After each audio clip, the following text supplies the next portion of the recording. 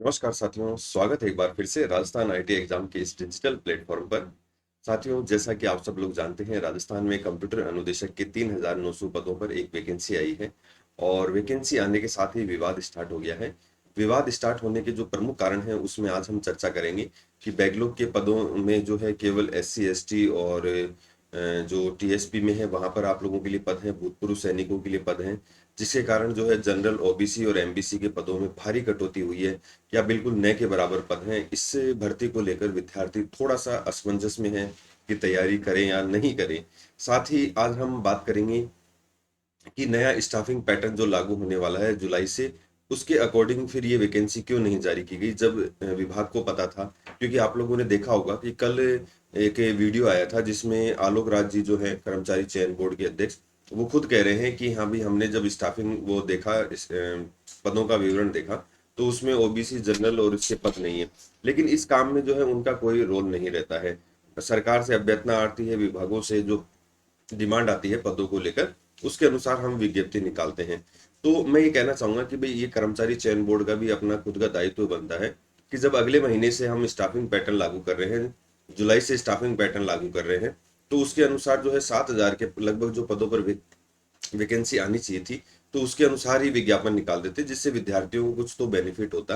अब विद्यार्थी इस कंडीशन में है, जनरल कैटेगरी का, ओबीसी कैटेगरी का, एमबीसी कैटेगरी का, कि उनके पास कोई पद ही नहीं है, तो वो तैयारी किस तरीके से करें। तो साथियों, इस मुहिम में आप हमारे साथ जुड़ना चाहते हैं या कंप्यूटर अनुदेशक की आप तैयारी कर रहे हैं, तो एक बार आप जो है स्क्रीन पे जो क्यूआर कोड दिया गया है इसको स्कैन करें। एक छोटा सा गूगल फॉर्म है, आप जो है इसको फिल करें और हमारे साथ जुड़ें।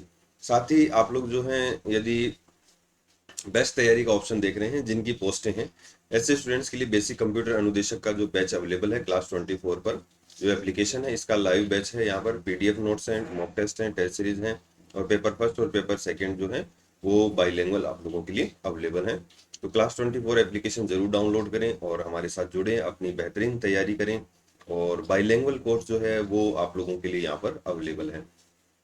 अब मैं आज बात कर लेता हूँ आज के जो न्यूज़पेपर में, भास्कर में जो न्यूज़ आई है कि देखिए 3,400 पदों पर पदों की भर्ती में 2,736 नॉन टीएसपी, और इनमें से भी देखिए 2,335 पद बैकलॉग के हैं।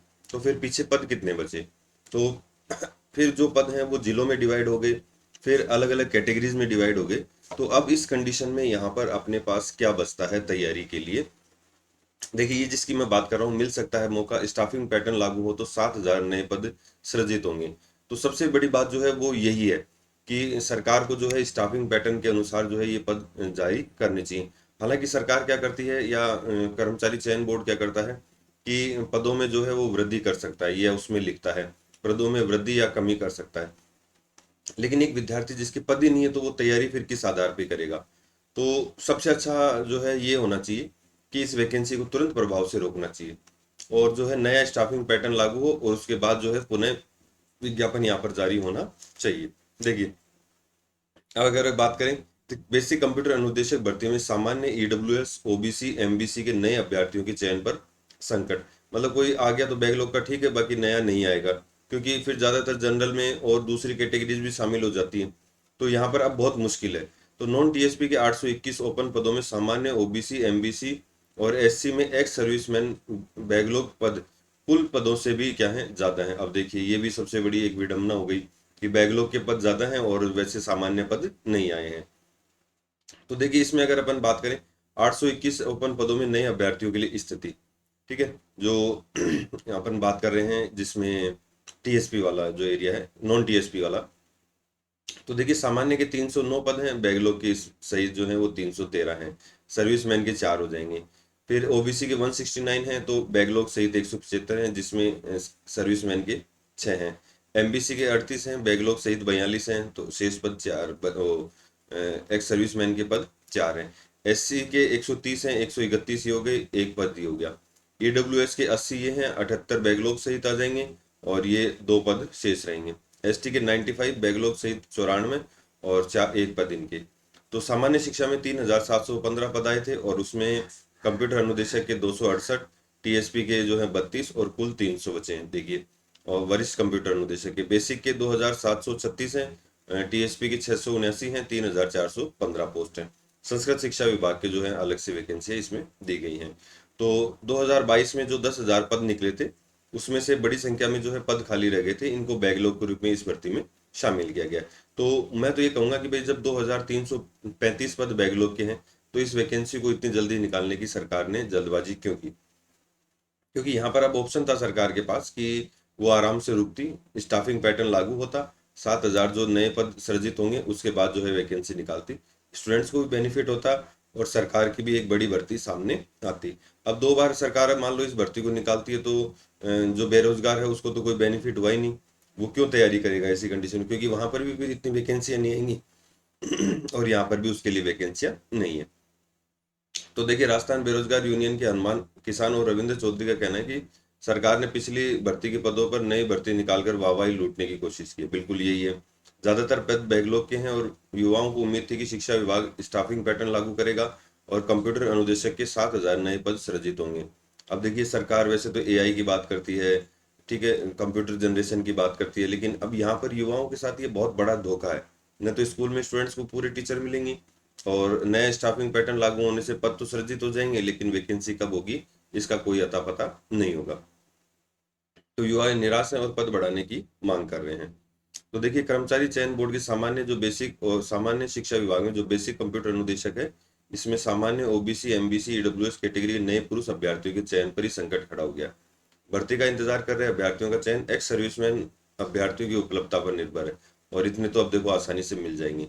सामान्य शिक्षा में बेसिक कंप्यूटर अनुदेशक के 3,400 पदों पर भर्ती हो रही है, और जिसमें 2,736 नॉन टीएसपी के हैं। तो बैकलॉग की अगर अपन बात करें तो 694 और एसटी के 870 पद शामिल है।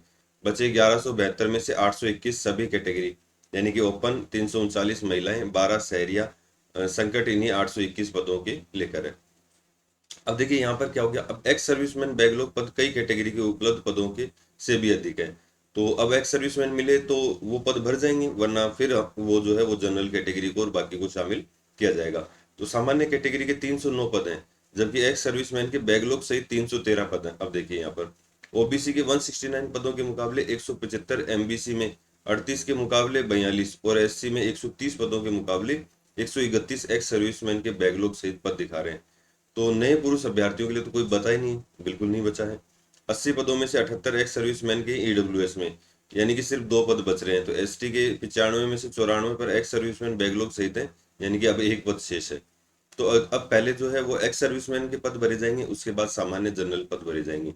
तो आप खुद सोच के देखिए, ऐसी भर्ती निकालने का सरकार सिर्फ और सिर्फ एक ही मकसद है कि स्टूडेंट्स को भर्ती करना नहीं है। इतने जो है इतनी बड़ी मात्रा में आर्मी रिटायर तो मिल जाएंगे, लेकिन वो कंप्यूटर अनुदेशक के लिए एलिजिबल हैं या नहीं है, वो भी सबसे बड़ी समस्या है।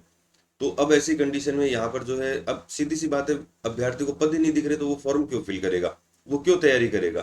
तो यहाँ पर अब सबसे बड़ी समस्या ये है। तो काफी दिनों से जो है इसको लेकर, अब जैसे ये आया था, इसको लेकर विवाद खड़ा हो गया। तो मुझे लगता है कि अब सरकार के विरुद्ध जो है अपने को यहाँ पर जो भी ट्विटर वगैरह अभियान है, जो भी धरना प्रदर्शन है विद्यार्थियों का, वो किया जाना आवश्यक है। ठीक है, हालांकि मैं ये भी कहता हूँ कि आप लोग तैयारी भी करते रहिए, ठीक है, तैयारी को नहीं छोड़ना है, तैयारी भी करेंगे और अपन इसके लिए लड़ाई भी लड़ेंगे।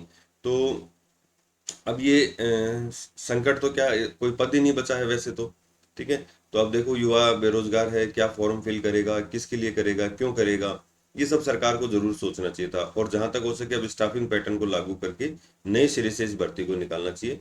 केवल वाहवाही लूटना ही उस उद्देश्य नहीं है, सरकार को जनता की भलाई, विद्यार्थी हित में जो है वो निर्णय लेने चाहिए। इसके अलावा आप क्या सोचते हैं, एक बार कमेंट जरूर करें। क्या जो है नए स्टाफिंग पैटर्न के अनुसार ही भर्ती आनी चाहिए? क्योंकि इसमें तो मुझे लगता नहीं है कि अब कोई मतलब बचा है विद्यार्थियों के लिए, ठीक है। हालांकि देखिए, अब इतने सर्विसमैन नहीं बचेंगे तो पोस्ट बचेंगी, लेकिन वो जिलों में डिवाइड हो जाएंगी, फिर अलग अलग और कैटेगरीज में डिवाइड हो जाएंगी, महिला है, विकलांग है, ठीक है, इस चक्रों में तो कुछ भी पद नहीं बचते हैं नॉर्मल रूप से। तो सरकार से हमारे तो यही रिक्वेस्ट है कि आप लोग जो है थोड़ा फिर से देखें। स्वयं कर्मचारी जो चयन बोर्ड के अध्यक्ष हैं उन तक ये बात पहुंच चुकी है, लेकिन फिर भी वो इस चीज के ऊपर किसी प्रकार का ध्यान नहीं दे रहे। सारी चीजें उन्होंने सरकार के ऊपर डाल दी हैं। भाई, सरकार को आप अपनी रिक्वेस्ट तो भेजिए कि भाई इसमें ये कंडीशन है, तो सरकार को जो है 7,000 नए पद सृजित करके अपने को वैकेंसी निकालनी चाहिए, ठीक है। तो इसको लेकर जल्द ही कुछ बड़ा कदम उठाए सरकार, ऐसी हम उम्मीद करते हैं। आप लोगों के जो भी कमेंट हैं वो आप क्या सोचते हैं भर्ती को लेकर वो जरूर कमेंट करें। ठीक है, और जो भी हमारे द्वारा प्रयास होंगे वो हम करने की कोशिश करेंगे। तो रेगुलर जो है ऐसी अपडेट आप लोगों के लिए लेकर आते रहेंगे और जुड़े रहिए चैनल के साथ। ठीक है, पहली बार जुड़े हैं तो सब्सक्राइब कर लीजिए और सेशन को शेयर जरूर कीजिए ताकि अपन अधिक से अधिक स्टूडेंट्स को यहाँ पर जोड़ सकें। तो आज के सेशन में इतना ही, मिलते हैं नेक्स्ट सेशन में नई जानकारियों के साथ। धन्यवाद।